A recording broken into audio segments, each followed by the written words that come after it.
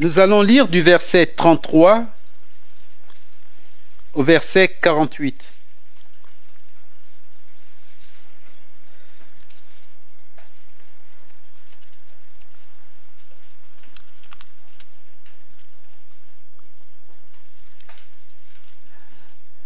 Enseigne-moi, Éternel, la voie de tes statuts, pour que je la retienne jusqu'à la fin. Donne-moi l'intelligence pour que je garde ta loi et que je l'observe de tout mon cœur. Conduis-moi dans le sentier de tes commandements, car je l'aime. Incline mon cœur vers tes préceptes et non vers le gain. Détourne mes yeux de la vue des choses vaines. Fais-moi vivre dans ta voie. Accomplis envers ton serviteur ta promesse qui est pour ceux qui te craignent. Éloigne de moi l'opprobre que je redoute, car tes jugements sont pleins de bonté. Voici, je désire pratiquer tes ordonnances. Fais-moi vivre dans ta justice. Éternel, que ta miséricorde vienne sur moi, ton statut selon ta promesse, et je ne pourrai répondre à celui qui m'outrage, car je me confie en ta parole. N'ôte pas entièrement de ma bouche la parole de la vérité, car j'espère en tes jugements. Je garderai ta loi constamment, à toujours et à perpétuité. Je marcherai au large, car je recherche tes ordonnances. Je parlerai de tes préceptes devant les rois, et je ne rougirai point. Je fais mes délices de tes commandements, je les aime. J'élève mes mains vers tes commandements que j'aime, et je veux méditer tes statuts. Jusqu'ici, la lecture de la parole de Dieu. Et avant de laisser la place à notre pasteur, je ne sais pas, est-ce qu'il y a l'école du dimanche? Alors, je vais prier, ensuite les enfants iront à l'école du dimanche. Prions. Seigneur, alors que maintenant nous allons écouter ta parole, Seigneur, nous voulons que toi-même tu nous gardes dans cette attitude d'écoute. Seigneur, dans cette attitude d'écoute silencieuse, Seigneur, nous ne voulons pas seulement écouter pour écouter, Seigneur, mais nous voulons écouter pour apprendre de toi. Seigneur, écouter et te demander à ce que toi-même, Seigneur, par ton Saint-Esprit, Seigneur, ce que tu nous apprends, Seigneur, nous puissions vraiment la mettre en pratique. Seigneur, te demandons toi-même encore de bénir la lecture de ta parole pour nos cœurs. Au nom de Jésus-Christ. Amen.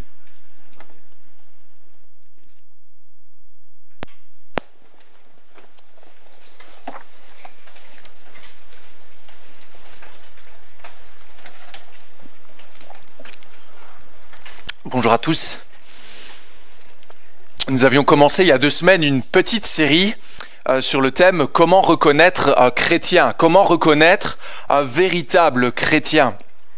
On avait dit il y a 2 semaines que souvent on se basait sur notre perception, sur ce que doit être ou non un chrétien, mais que pourtant la Bible donne des éléments qui sont fondamentaux pour reconnaître si quelqu'un est réellement né de nouveau ou pas. Comment reconnaître un véritable chrétien? Nous avions dit il y a 2 semaines qu'il doit voir la réalité de son cœur devant Dieu. Un véritable chrétien sait, lorsqu'il s'approche de Dieu, qu'il n'est pas digne de se trouver en sa présence à cause des mauvaises voies qu'il a empruntées toute sa vie. Et donc du coup, se voyant au fond du trou, vous vous rappelez, il se repent, il se tourne vers le haut, voit qu'il n'y a aucune solution en lui-même et fait appel au Seigneur. J'ai besoin d'aide, j'ai besoin que tu me sauves. Et il se tourne vers la solution qui se trouve en Jésus-Christ. Il fait cela une fois, au début de sa vie chrétienne, et ensuite, continuellement, tout au long de sa vie. On a dit la dernière fois qu'un véritable chrétien ne se repent pas une fois ou occasionnellement lorsqu'il y a des problèmes dans sa vie, mais aussi souvent que nécessaire, parce que ce que voudra un véritable chrétien, c'est marcher dans la lumière, n'est-ce pas? marcher dans la lumière de Christ, quitter le monde de ténèbres dans lequel il se trouvait pour marcher sur le chemin de la lumière. Mais on a dit que inévitablement, lorsqu'on est éclairé par la lumière du Seigneur Jésus, qui est notre guide sur le chemin, eh bien on verra des tâches, des mauvaises attitudes qui correspondent en fait à notre ancienne manière de vivre. Et un véritable chrétien qui voudra suivre son Seigneur, lorsqu'il verra cela, les prendra et les amènera directement au pied de la croix. Il se repentira continuellement, car il est passé d'un royaume vers un autre. Et donc s'il a réellement changé d'endroit de vie, eh bien sa manière de vivre sera sera différente, sera complètement différente, et dans laquelle la repentance s'inscrit inévitablement. Mais il y a encore un dernier élément que je voudrais voir avec vous ce matin, qu'on retrouvera inévitablement chez un chrétien qui aime son Seigneur. Et la Bible donne une belle illustration de cela. Je vous invite à prendre Jean chapitre 15. Jean chapitre 15, verset 1er.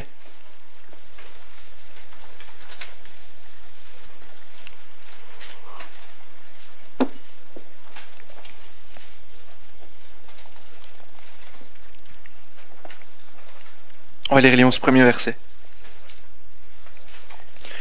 Jean chapitre 15, verset 1er. Jésus parle, il dit « C'est moi qui suis le vrai cep. Mon Père est le vigneron. Tout sarment qui est en moi et qui ne porte pas de fruit, il l'enlève. Et tout sarment qui porte du fruit, il le taille afin qu'il porte encore plus de fruits. Déjà vous êtes purs à cause de la parole que je vous ai annoncée.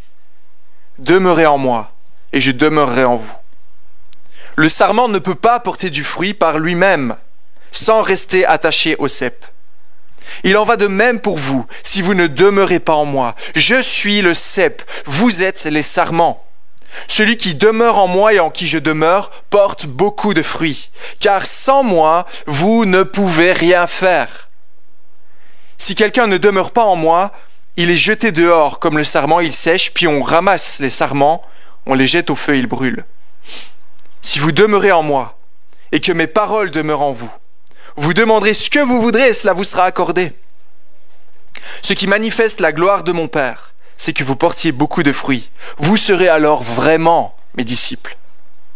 Tout comme le Père m'a aimé, moi aussi, je vous ai aimé. Demeurez dans mon amour. Si vous gardez mes commandements, vous demeurerez dans mon amour, de même que j'ai gardé les commandements de mon Père et que je demeure dans son amour.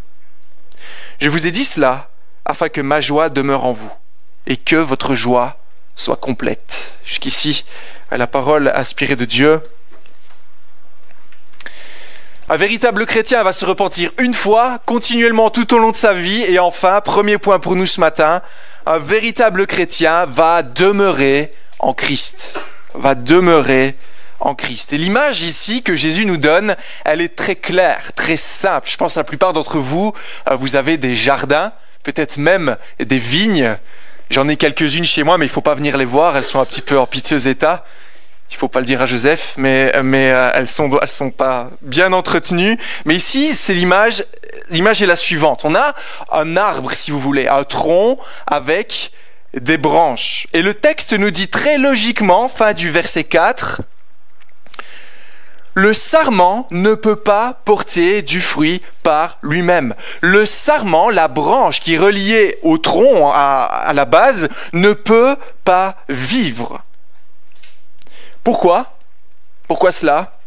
Car toute l'énergie, toute la capacité à grandir, toute sa capacité à se développer, finalement faire du fruit, se trouve dans le cep. C'est de là que cette branche, fermement attachée, tire toute sa sève, toute son énergie pour pouvoir jouer son rôle. Jouer son rôle. Faire des fleurs, porter du fruit, afin que le vigneron puisse cueillir le raisin et être dans la joie. Voilà à quoi doit ressembler la vie chrétienne. La Bible nous dit que nous sommes les sarments et que nous devons rester attachés à qui pour porter du fruit, pour survivre. Verset 1er, au cep qui est Jésus. Jésus. Verset 1er, le cep qui est Christ, afin de porter du fruit pour le bon plaisir et la gloire de Dieu. Sans Jésus, impossible de faire cela. Sans Jésus, impossible de faire quoi que ce soit. Vous voyez le mouvement de ce texte? Ça veut dire que dans la vie chrétienne, il n'y a jamais rien qui vienne de nous. Il n'y a jamais rien qui vient de nous. Il n'y a jamais un moment où on doit se débrouiller tout seul, où on doit progresser tout seul, où on doit produire la sanctification, où on doit s'améliorer soi-même, où on doit juger, estimer ce qui est bon, où on doit utiliser notre sagesse, notre capacité ou notre motivation pour porter du fruit. Mais on doit toujours plus regarder à Jésus, prendre de lui, demeurer en lui. Et là, vous allez peut-être me dire, oui, mais quand même, la vie chrétienne est là, bien sûr, ça dépend de Christ, mais Dieu ne nous a-t-il pas donné une intelligence, une sagesse pour savoir comment raisonner dans cette vie? Oui, c'est vrai, mais cette sagesse, cette intelligence doit être renouvelée par l'Esprit Saint. Il y a beaucoup de passages qui en parlent, Romains 12 par exemple, doit être renouvelée par l'Esprit, soit elle doit être connectée à celui que l'Esprit révèle, Jésus-Christ. Tout ce que nous sommes, notre intelligence, notre manière de fonctionner, même s'il y a des bonnes valeurs et tout ce que vous voulez, même si vous êtes peut-être plus intelligent que d'autres, que vous avez plus de stratégie, tout ce que vous voulez, tout cela, pour être vécu dans la vie chrétienne, doit être connecté à Jésus-Christ. Alors vous allez me dire, mais c'est bien beau, c'est une belle image, n'est-ce pas? L'arbre avec les branches, ça porte du fruit, c'est beau, mais comment on fait? Comment on fait? Il y a une manière claire qui est révélée dans ce texte pour demeurer en Jésus-Christ. Deuxième point, ça va très vite là ce matin, mais deuxièmement, écoutons et obéissons à Jésus sans compromis. Écoutons et obéissons à Jésus sans compromis. Un chrétien doit demeurer en Christ. Et il y a plusieurs manières de demeurer en Jésus. Alors c'est un grand sujet, la parole elle en parle de plusieurs manières, il y a plusieurs angles qui sont parfois pris, on parle de la prière, il y a d'autres moyens qui complètent le fait de demeurer en Jésus. Moi je vais suivre celle de ce texte parce que j'ai que 35 minutes de prédication, j'ai pas 1h35, donc comment cela fonctionne? Notre texte est clair ici, regardez le chapitre 15, début du verset 10 de notre texte. Jésus dit: vous voulez demeurer en moi, verset 10. Si vous gardez mes commandements, vous demeurerez dans mon amour. Si vous gardez mes commandements, vous demeurerez dans mon amour. D'autres textes en parlent, 1 Jean 2, 3 à 6. À ceci, nous savons que nous le connaissons, que nous sommes chrétiens. À quoi? Si nous gardons ses commandements. À ceci, nous savons que nous l'aimons si nous gardons ses commandements. Quelle est la particularité d'un véritable chrétien? Un chrétien doit garder les paroles, doit garder les commandements de Jésus. Alors comment faire? Comment garder ce que Jésus nous dit? Comment on fait cela alors qu'on ne voit pas Jésus? Vous le savez, il faut écouter sa parole. Parce que tout dans cette parole nous est révélé, tout dans l'Écriture, bien sûr dans les évangiles, un texte comme Jean 15, c'est Jésus qui parle lui-même, mais en fait toute l'Écriture pointe vers Jésus-Christ. Même les textes où il n'est pas mentionné, en fait, nous montrent ce qu'il manque, Jésus-Christ, à travers l'Ancien Testament et le Nouveau Testament. C'est là qu'on va vouloir aller pour écouter Jésus quand il nous dit quelque chose. Mais il y a plus ici. Parce que vous vous rappelez ce qu'on a dit la semaine dernière? On a quitté le royaume des ténèbres. Jésus nous a arrachés du royaume des ténèbres et nous a placés dans un royaume de lumière. Qu'est-ce que ça veut dire? Ça veut dire qu'on est dans un nouveau système, avec un nouveau gouvernement. Il y a quelqu'un qui règne maintenant sur le trône de nos vies et c'est Jésus-Christ. Ce n'est plus nous, ce n'est plus le prince de ce monde. Et donc, qu'est-ce que ça veut dire? Si Jésus est celui maintenant qui règne sur ce royaume de lumière, deux éléments que nous devons comprendre. Eh bien, premièrement, ça veut dire que le principe du supermarché ne fonctionne pas avec l'Écriture. Amen. Qu'est-ce que je veux dire? Vous allez chez Leclerc. Je prends Leclerc parce que je trouve que c'est vraiment une enseigne très très très grande. Et là, moi, ma femme m'a envoyé pour acheter des spaghettis, des pâtes, pour faire des spaghettis bolognaises. Et là, vous arrivez dans le rayon des pâtes, et qu'est-ce qu'on voit? Toutes sortes, toutes marques, toutes formes. Moi, je trouve que c'est même aberrant d'avoir autant de formes différentes. Mais c'est ce qu'on voit. Dans un supermarché, on nous propose énormément de choix. Et là, qu'est-ce que vous allez faire? Vous allez regarder, en fonction de certains critères, peut-être le prix, la marque, la forme, et vous allez choisir juste ce qui vous intéresse. Ça, c'est ce qu'on ne voudra pas faire dans la vie chrétienne. Ok? C'est ce qu'on ne voudra pas faire.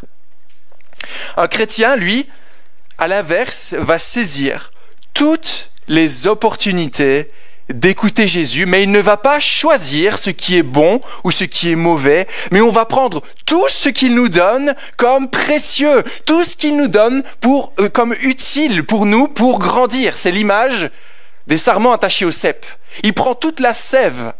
Il n'y a jamais un moment où le sarment se dit « Oula, là, tu m'envoies un peu trop, je vais freiner un petit peu, ou là, c'est pas la saison pour le moment, donc du coup, je vais laisser un peu ta sève de côté. » Non, jamais. Il va continuellement prendre de la sève, et encore plus que cela, afin de pouvoir grandir. On va jamais picorer un petit peu à droite et un petit peu à gauche. Et je vous invite à vraiment faire attention à cela, parce que souvent, même si ça paraît évident, c'est ce que nous faisons généralement dans la vie chrétienne concrètement. On entend les enseignements de la parole et on a une tendance à parfois prendre un peu ce qui nous intéresse et faire taire ce qui ne nous intéresse pas. Mais ce n'est pas ce qu'on veut faire, ce n'est pas ce qu'un véritable chrétien fera. Deuxième remarque importante du fait que Jésus règne sur nos vies, est-ce qu'il faut juste écouter Jésus et garder ce qu'il nous dit? Est-ce que ça s'arrête là? C'est ce que le texte nous dit. Le véritable chrétien, celui qui demeure en moi, va garder mes commandements. Moi, je vais à l'église tous les dimanches, peut-être, j'entends des enseignements et je les garde. Je les garde. Mais il y a une manière de les garder, n'est-ce pas? Je lis ma Bible tous les jours et tout ce que j'apprends, je les garde. Mais ici, il faut bien comprendre. Il y a l'aspect que la loi internalisée, la vérité que l'on comprend, doit produire du fruit. Si vous gardez les enseignements aussi profondément en vous que ça ne produit rien, un peu comme si vous essayiez d'économiser un peu d'argent et que vous mettiez tout profondément au fond de votre matelas, sans jamais les utiliser, en fait c'est inutile. Certains font cela. On garde, on met de côté, et parfois toute notre vie est passée, et on n'a même jamais pu profiter de cet argent qu'on a mis de côté.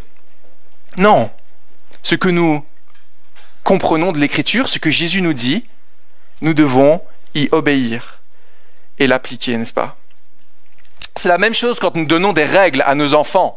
On ne veut pas juste qu'ils nous écoutent, comme on dit parfois, ça rentre par une oreille, ça sort par l'autre.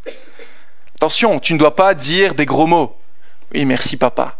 Ah, je garde ce que tu dis, je sais que je ne dois pas dire de gros mots. Non, qu'est-ce qu'on attend de lui? C'est qu'il applique ce qui se passe, qu'il applique cela. Et comment ça marche? Quelles sont les étapes de l'obéissance? De la même manière dans la vie chrétienne, il faut écouter, il faut comprendre et il faut appliquer. Il faut écouter ce qu'on nous dit, mais il faut comprendre, parce que si on dit des mots auxquels on ne comprend rien, vous allez écouter une prédication en chinois, je ne pense pas que vous allez tirer grand-chose. Non, il faut comprendre ce qu'on nous dit, il faut comprendre ce que Jésus dit, et ensuite, il faut l'appliquer de tout cœur. Un véritable chrétien cherchera à écouter Jésus, à comprendre ce qu'il dit, il s'efforcera de comprendre l'Écriture et de lui obéir avec joie. Il ne faut surtout pas s'arrêter en chemin. Mais quel est le problème avec ce qu'on dit là? Il n'y a pas quelque chose qui vous chagrine un peu? Un peu quelque chose qui, nous en tant que, j'aime dire chrétiens évangéliques, qui nous embête un peu là. On a dit qu'un véritable chrétien obéit à Dieu. C'est ça. Pourtant, vous vous rappelez, ceux qui étaient avec moi il y a 2 semaines, la toute première rencontre, vous vous rappelez de notre pharisien de Luc 18.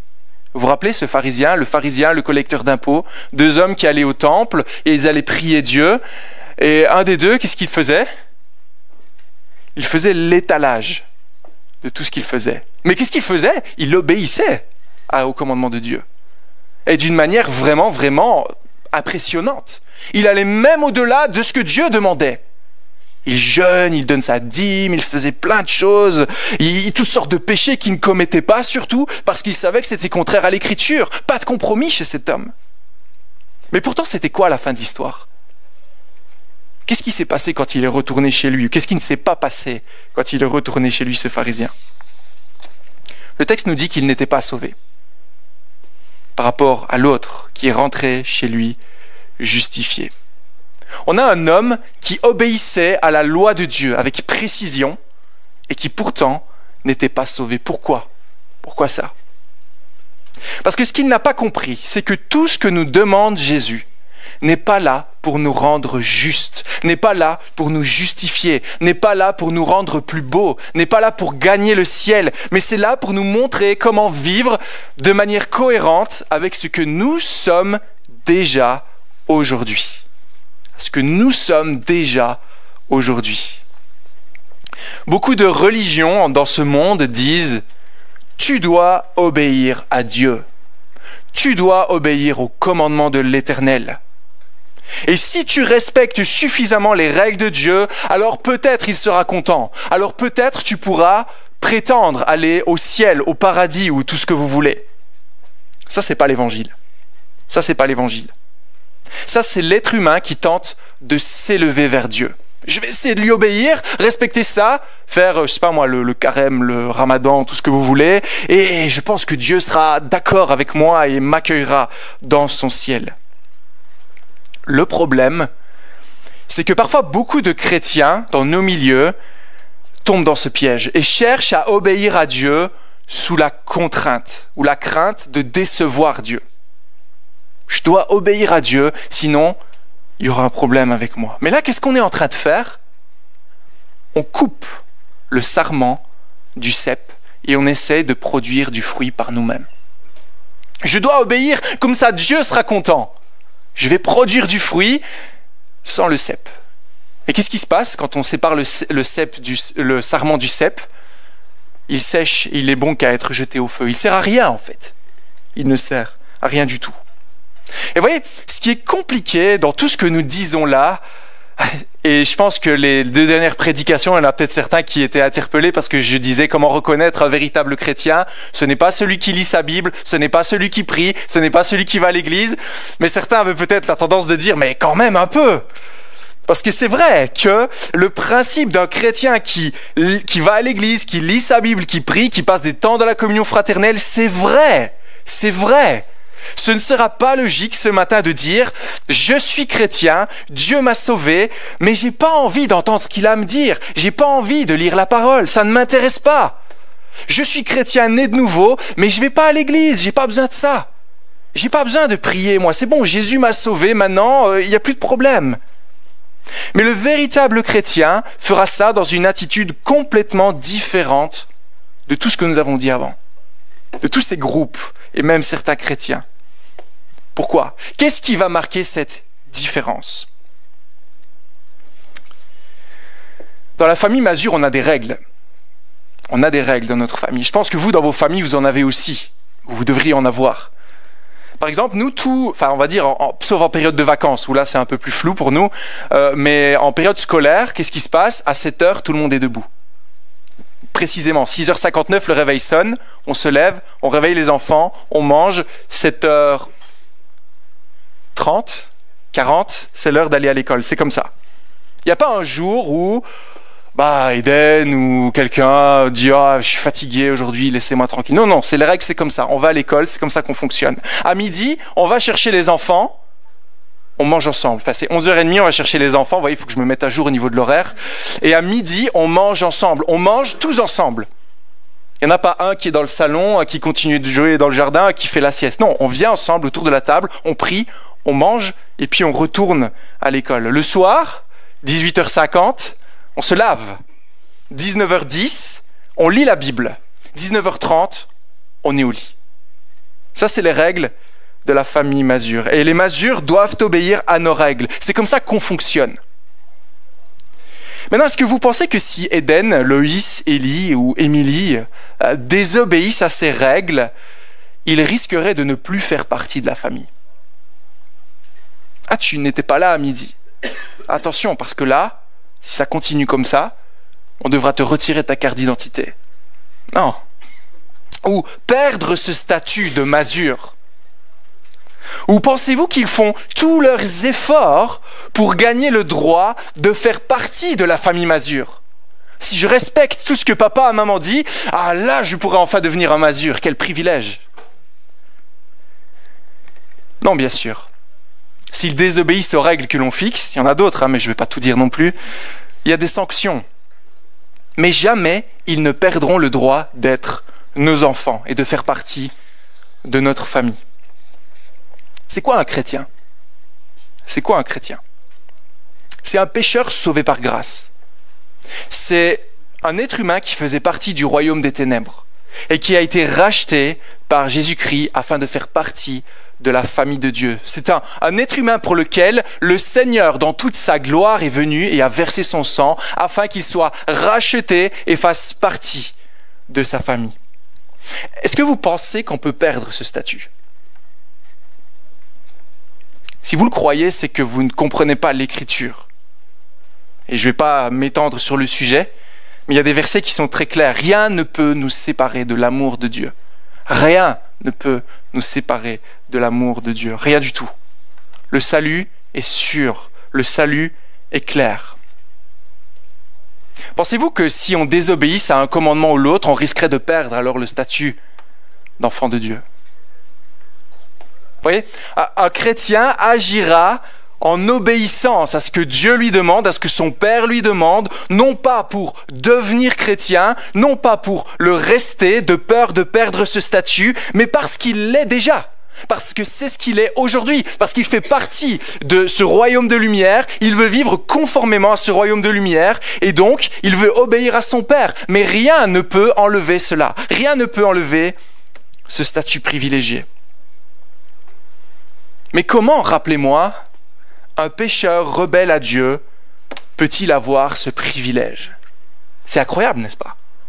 On est pécheur, on ne veut pas de Dieu, et tout d'un coup, on fait partie de la famille de Dieu, on est héritier auprès du Très-Haut, notre avenir est scellé, notre éternité auprès de lui. Comment est-ce qu'on peut prétendre, sur base de quoi pouvons-nous avoir ces privilèges? Regardez le verset 9. On parle de la manière de demeurer en Christ, on parle de l'importance de l'obéissance à l'Écriture. Et voyez tout d'un coup ce qui apparaît ici au verset 9. Tout comme le Père m'a aimé, moi aussi je vous ai aimé. Demeurez dans mon amour. Demeurez dans mon amour. Vous voyez ce qui apparaît tout d'un coup? L'amour. L'amour d'un Dieu pour l'être humain pécheur. Pourquoi est-ce important de connaître l'amour de Dieu pour lui obéir? C'est le troisième point ce matin. Demeurer en Christ donne le bon moteur. Demeurer en Christ donne le bon moteur. Qui d'entre vous aime la natation dans cette salle? Ah, ouais, c'est vrai, Olivier, il aime la natation.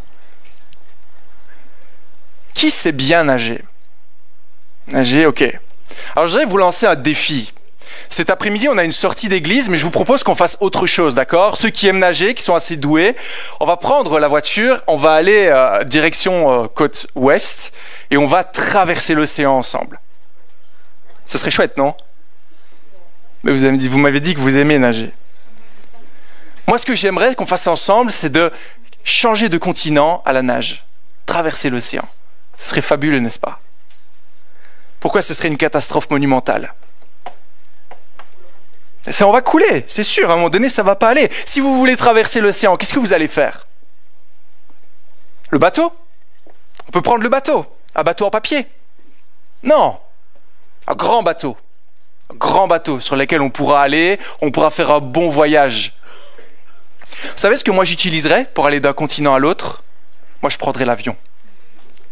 Pourquoi? Parce que c'est le moyen le plus rapide. C'est théoriquement le moyen le plus sûr. C'est le moyen le plus stable. On ne sera pas trop fatigué, on arrivera de l'autre côté, objectif atteint. Vous voyez ce qu'on vient de faire ici? Là, on vient de choisir le meilleur moteur pour accomplir une tâche. On a choisi le meilleur des moteurs pour arriver à l'objectif. Et là, il y a un problème qu'on voit souvent, c'est que beaucoup cherchent à obéir au commandement de Dieu de la même manière que je chercherais à traverser l'océan à la nage. Mais qu'est-ce qui se passe si on fait ça? On va se fatiguer, on risque de se noyer, ou on va arriver à la conclusion, pour les plus logiques d'entre nous, qu'on n'y arrivera jamais. On fera demi-tour et on se dira, ça c'est pas pour moi. Ça c'est l'effet de la loi. Beaucoup cherchent à obéir à la loi de Dieu de cette manière. Partent à la dérive, se fatiguent, se noient. Mais avec le bon moteur, tout change, tout change. Connaissez-vous l'expression « quand on aime, on ne compte pas ». Quand on aime, on ne compte pas. Ça veut dire quoi quand on aime, on ne compte pas? Ça veut dire que si on aime quelqu'un, on est capable de faire des choses extraordinaires, démesurées, sans que ça nous pèse le moins du monde. Quand on aime, on ne compte pas. Vous aimez tellement votre pasteur que vous allez lui donner plein d'argent. C'est pas grave, j'aime tellement ce pasteur. Ça peut être d'autres exemples. Dans l'Écriture, c'est le même principe. C'est ce qu'on voit au psaume 119, verset 92. Je vous le cite simplement. « Si ta loi n'avait pas fait mes délices, si ta loi n'avait pas fait toute ma joie, dans mon malheur, je serais déjà mort. » Vous comprenez ça? Si ta loi n'avait pas fait toute ma joie, ce dans quoi je trouve le plus grand plaisir, dans mon malheur, je serais déjà mort. Si on aime Dieu, le bon moteur, on voudra lui obéir. Vie logique d'un chrétien.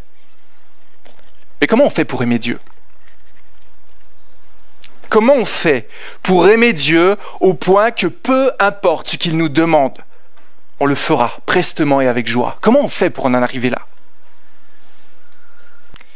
Il y a un texte qui répond à cette question-là, c'est 1 Jean chapitre 4, verset 19. Vous le connaissez ce passage-là. « Quant à nous, nous l'aimons parce qu'il nous a aimés le premier. » Nous sommes capables d'aimer Dieu, non pas parce que nous avons été éveillés, non pas parce que nous sommes plus intelligents, non pas parce que nous avons étudié la parole, mais parce que lui nous a aimés le premier. Dites-moi, comment Dieu nous montre-t-il qu'il nous a aimés? Qu'est-ce qu'il a fait? On aura envie de faire une étude biblique sur ça. Comment est-ce qu'on voit que Dieu nous aime? Le plus évident, la croix. Christ mort à la croix. Par cela, il montre qu'il nous aime. Le prix payé, tout ce que cela représente, cette croix. La dette remboursée, dette que nous ne pouvions pas payer et que Christ a payé à notre place. Il a souffert à notre place. Les promesses qu'il nous donne. Il sera avec nous jusqu'à la fin du monde. Rien ne pourra nous séparer de son amour. L'assurance de l'évangile, l'œuvre parfaite de Christ. Doutez-vous parfois de l'amour de Dieu à votre égard? Est-ce que ça vous arrive parfois de douter que Dieu vous aime? Ça peut arriver, n'est-ce pas? J'ai fait tellement de bêtises cette semaine que je ne suis pas sûr que lui qui voit tout, il puisse encore m'aimer. Ça arrive de penser cela. Je ne dis pas que c'est juste. Maintenant, doutez-vous de l'amour de Dieu envers son Fils? Est-ce qu'on doute de ça? Est-ce que vous pensez qu'il pourrait y avoir un moment où Dieu le Père aime un peu moins Dieu le Fils? Non, bien sûr. Alors regardez le verset 9 avec moi. Regardez ça. Tout comme le Père m'a aimé, tout comme le Père a aimé le Fils, moi aussi je vous ai aimé. Tout comme dans la Sainte Trinité, Dieu a aimé le Père, ainsi en est-il de l'amour de Jésus-Christ envers nous. Voyez-vous à quel point il nous montre qu'il nous aime encore ce matin?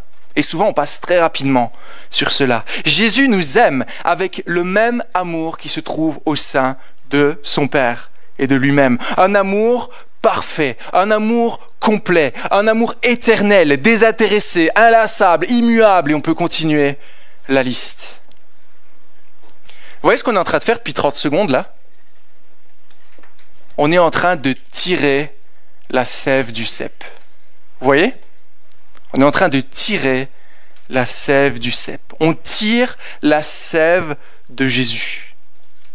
En regardant à lui, en voyant son œuvre, en voyant son amour envers nous, il nous donne la plus belle des motivations. En restant fermement attaché à lui, fermement attaché à l'écriture, en méditant l'évangile continuellement, il y a une vérité qui sera toujours devant nos yeux.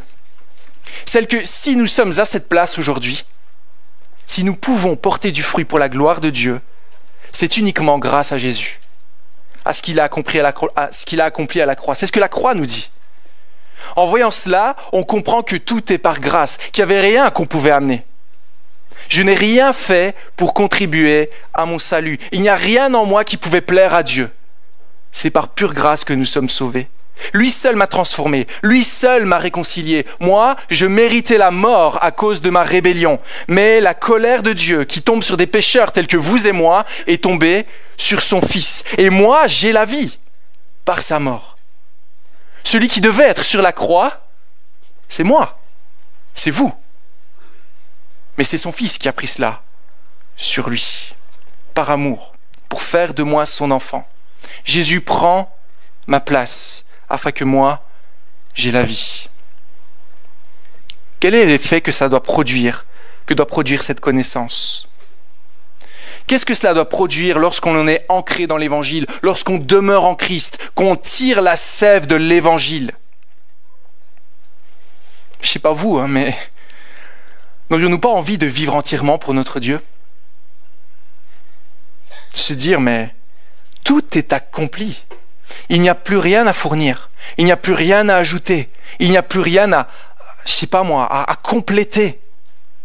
Waouh, c'est juste incroyable. Moi, je veux te servir. Ça, c'est trop pour moi. Moi, je ne mérite pas cela. Alors, prends ma vie entièrement. Elle est toute à toi. Et vous voyez, du coup, l'obéissance d'une personne à la loi de Dieu signifie qu'elle a été touchée par l'amour de Dieu. Parce que quand on est touché par l'amour de l'Évangile, quand on prend la sève du cep comme on est en train de le faire là, on a envie de lui obéir, on a envie de le suivre. Seigneur, dis-moi, je veux vivre pour ta gloire, montre-moi comment on fait. On va pas se dire, ouais, bon, ça va, ça, je suis pas trop sûr, ah, ça c'est bien, ça. Non, Seigneur, je veux vivre pour toi, prends ma vie en entier. Et toute notre vie sera transformée par cette réalité. On ne va pas chercher à obéir à quelques commandements qui nous arrangent. Et vous voyez, ça ne deviendra pas une obligation, ou ce que les chrétiens font. Tu as bien obéi cette semaine au commandement de Dieu? Non! Mais ça deviendra notre passion. Notre passion. Est-ce que vous êtes des passionnés? Est-ce que vous avez des passions dans la vie? Moi, je suis un grand passionné. Et je me suis calmé avec le temps. Et là, une de mes passions actuellement, c'est l'aquariophilie marine, récifale. Précifale, pas marine, c'est plus précis encore. On pourra en parler après si vous voulez. Et vous savez, quand j'ai commencé cela au début, j'y connaissais rien. J'ai aucune formation biologique ou tout cela. Mais pourtant, je me suis pris à commencer à lire des ouvrages sur la manière de regarder le cycle de l'azote, les paramètres physico-chimiques de l'eau et tout cela. J'ai commencé à regarder des vidéos, regarder des blogs sur la manière de démarrer, de pouvoir tenir tout cela en vie. Et vous savez, ce qui était étrange, c'est que personne ne m'a jamais obligé à le faire. Personne ne m'a jamais obligé à le faire. Personne ne m'a même dit « tu dois le faire ». C'était logique. J'aimais ça, j'étais passionné et du coup j'avais envie de le faire. Vous voyez la différence? Êtes-vous passionné par Dieu? Êtes-vous passionné par ce Dieu qui vous a aimé? Avez-vous envie de vous conformer toujours plus à sa volonté, apprendre toujours plus de lui, ce qui lui plaît et ce qui lui déplaît, afin de ne pas le commettre? Êtes-vous attaché à Jésus? Regardez-vous à lui continuellement afin de porter du fruit pour la gloire du Père qui vous a aimé. Si je vous donne à tous un billet de 20 € ce matin, qu'est-ce que vous allez faire avec ça? Chocolat? Je pense que la plupart d'entre vous, vous allez le garder, il me semble. On ne va pas le jeter à la poubelle. Pourquoi? Parce que c'est précieux, n'est-ce pas? Dans une certaine mesure. 20 €, ça fait plaisir. On peut s'acheter des choses avec. On commence un peu à réfléchir, etc. Maintenant, si je vous dis, écoute, à chaque fois que tu vas passer ce lieu le dimanche, je vais t'en donner un autre. Qu'est-ce que vous allez faire? C'est pas une nouvelle stratégie pastorale. Vous allez faire quoi si je vous dis, tous les dimanches, je vais vous donner 20 € lorsque vous passez la porte ici? Vous allez faire ça. Vous allez commencer à réfléchir. Vous allez vous dire, dans une année, il y a 52 dimanches. Ça fait 1040 €. Ok, 1040 € par année. Mais si je reste environ 10 ans à la maison de l'Évangile, ça fait à peu près 10 400 €. Mais si je persévère un peu plus et que je restais 30 ans de ma vie, qu'est-ce que 30 ans sur une vie? Ça fait 31 200 €. Pas mal, n'est-ce pas? Vous allez rapidement comprendre que ce lieu rime avec quelque chose qui a de la valeur. Quelque chose qui peut vous donner un grand capital, qui vous permettrait d'obtenir un grand trésor. C'est la même chose dans la vie chrétienne. Regardez le verset 10. Jésus dit, « Si vous gardez mes commandements, vous demeurerez dans mon amour. » Si vous prenez ce que je vous donne, ce que je vous dis, vous demeurerez dans mon amour. Vous voyez cet amour qu'on vient juste de décrire? Et que moi, avec mes faibles mots, j'ai du mal à vous communiquer cela. Cet amour incroyable qui dépasse tout. Si vous demeurez dans ces commandements, si vous prenez ces commandements, vous allez toujours plus connaître cet amour, de manière toujours plus profonde. On peut penser à Paul en Éphésiens et d'autres, qui prient pour les églises, qui connaissent de manière toujours plus grande la hauteur, la profondeur de l'amour de Dieu. Là, on est juste émerveillé. Waouh, quel amour il a pour nous! Demeure dans ses commandements et tu connaîtras encore plus que cela. Et vous voyez, lorsqu'on comprend ça, chaque parole de notre Seigneur, ce sera pas comme 20 €, mais comme une pièce d'or, d'un trésor immense, d'un trésor précieux pour nos vies. Et qu'est-ce qu'on va faire avec ça? Moi, je vous suggérerais de le garder, ces pièces d'or-là. Et qu'est-ce que vous feriez d'autre? Vous allez tout faire pour étudier ce qu'il dit, pour comprendre ce qu'il dit, pour apprendre d'autres commandements, afin d'avoir d'autres pièces d'or et d'agrandir ce trésor incroyable.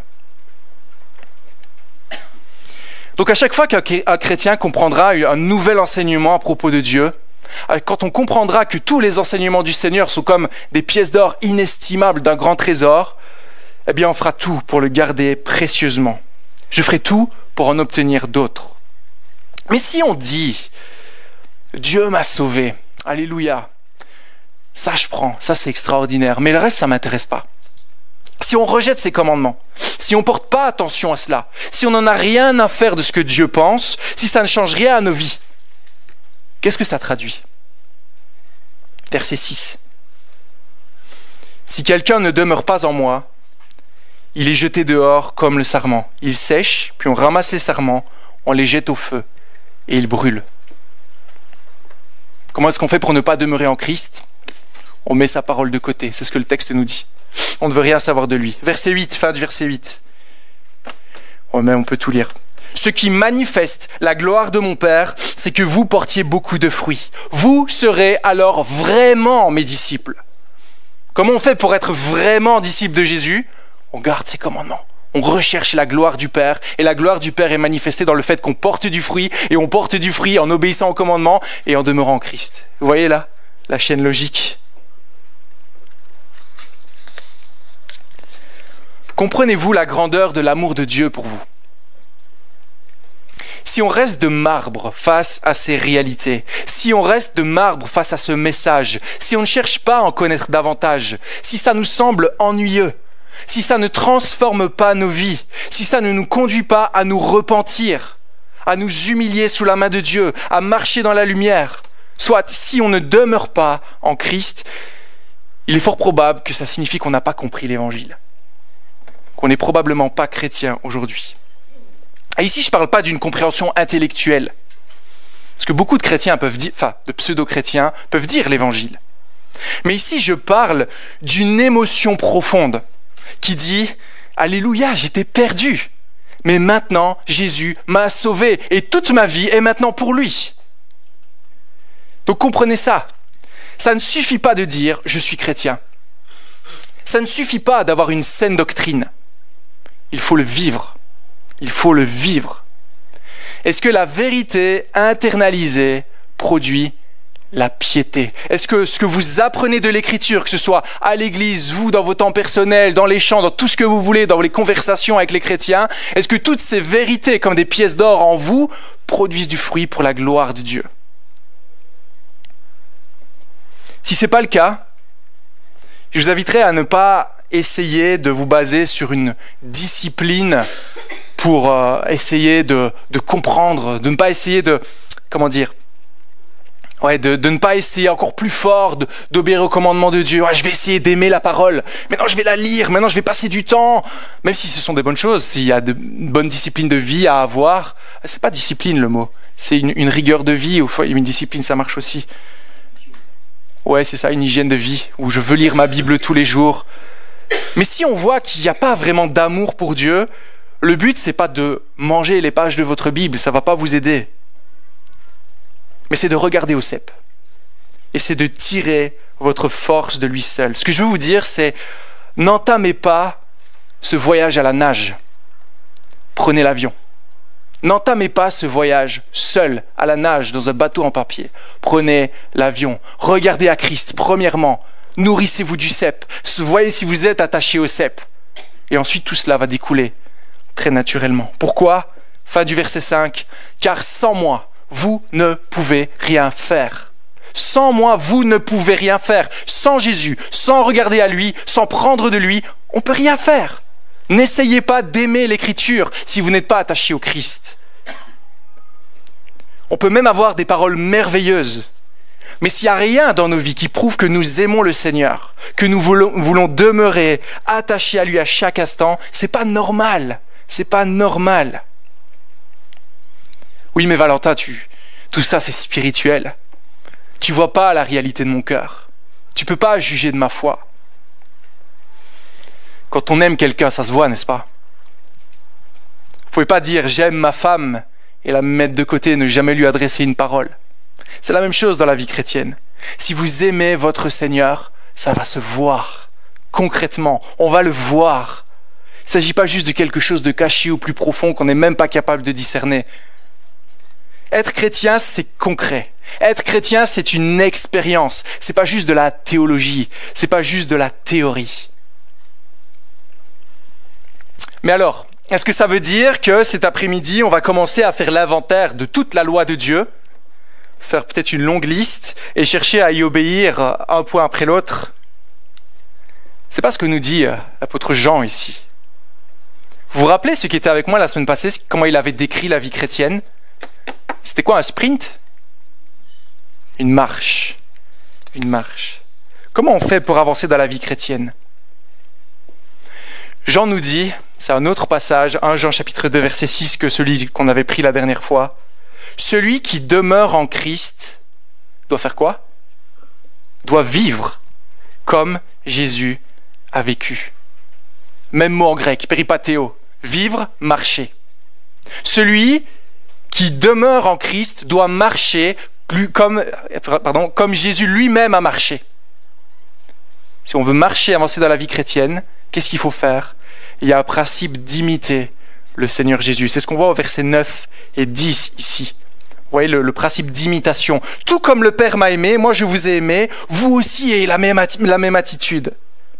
Demeurez dans mon amour, faites comme moi. Verset 10, si vous gardez mes commandements, vous demeurez dans mon amour. De la même manière, imitez-moi, que moi j'ai gardé les commandements de mon Père. Donc un véritable chrétien ne se dira pas tout au long de sa vie, oh là là, est-ce que j'ai assez obéi? Est-ce que j'ai suffisamment compris les commandements de Dieu? Est-ce que j'ai suffisamment creusé la parole? Non, non, non, qu'est-ce qu'on va se dire? Tout au long de notre vie, on va se dire, comment marche-t-il? Comment agit-il? Qu'est-ce qui est important pour Jésus-Christ? Qu'est-ce que Jésus ferait dans cette situation-là? Quelle attitude il avait là? Dis-moi, moi je veux savoir. Comment est mon Seigneur? Parce que moi, je veux l'imiter, parce que je suis son disciple. Dis-moi plus. Vous voyez, un chrétien né de nouveau cherchera le royaume de Dieu et sa justice. Waouh, quel programme! Qu'est-ce que ça veut dire? Je ne vais pas le développer ici. Il cherchera cela, à vivre comme Christ avant tout, même avant sa propre vie. Et vous voyez la direction que prend ce texte, quand on le comprend comme il doit être compris, Un chrétien véritable ne se posera jamais la question « Est-ce que j'ai assez obéi ? Est-ce que j'ai bien compris ? Est-ce que j'en ai suffisamment fait ? Me suis-je suffisamment analysé ? Est-ce que la grâce me couvre suffisamment ? Est-ce que je me suis suffisamment repenti ? Est-ce que j'ai été assez gentil ? Est-ce que j'ai assez aimé les frères et sœurs ? On se dira simplement « Parce que je t'aime ». Parce que toi, tu m'as aimé en premier, je veux conformer ma vie avec toutes les opportunités qui seront devant moi. Et je veux le faire naturellement, sans contrainte, sans aucun compromis. Et pour faire ça, je veux rester collé à toi et utiliser tous les moyens de grâce.